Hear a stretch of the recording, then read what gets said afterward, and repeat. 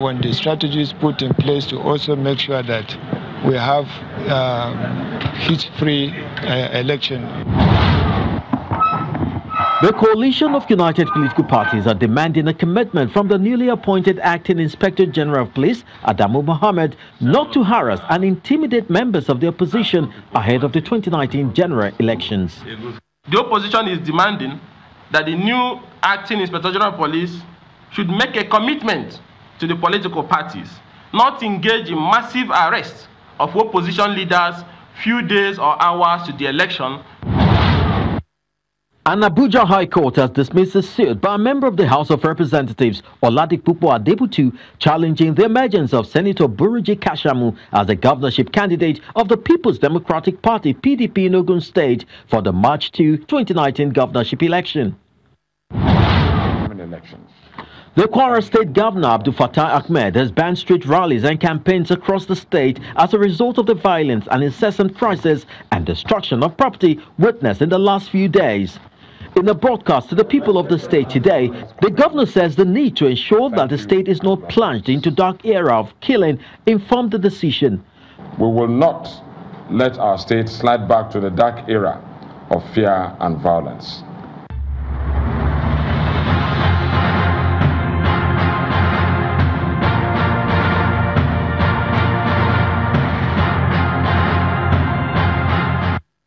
So there has been no word from cabinet members after the special cabinet meeting.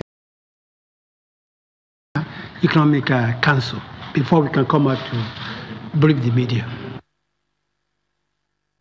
Everyone get a seat. Let's talk about the elections that are just about a month away and some of the crucial things that concerns you. Some of the politicians are already talking. They are raising flags, red flags, and they're talking about the gray areas in what INEC has released. To our main topic, everyone, the Independent National Electoral Commission, INEC, has published the regulations and guidelines for the conduct of polls.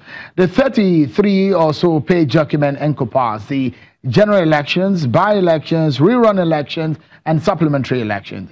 Well, it shall also remain in force until replaced by new regulations or amendments supported by a decision extract of the Commission on Official Gazette.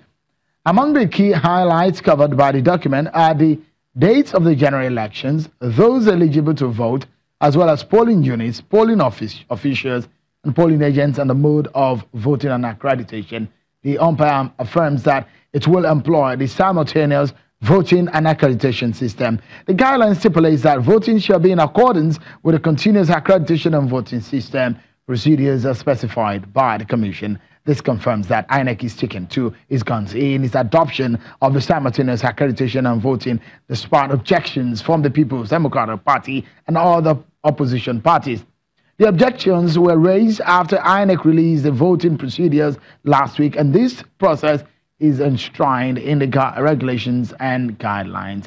The document also seeks to address anticipated areas of controversy by declaring that where no candidate meets the requirements of the majority of votes cast and electoral two-thirds, a runoff election shall be organized by the Commission within 21 days in line with the constitutional provisions. Let's get perspectives on this one, everyone. It does look like of giving you an understanding of what this may look like. Let me get my panel to weigh in on this one. I have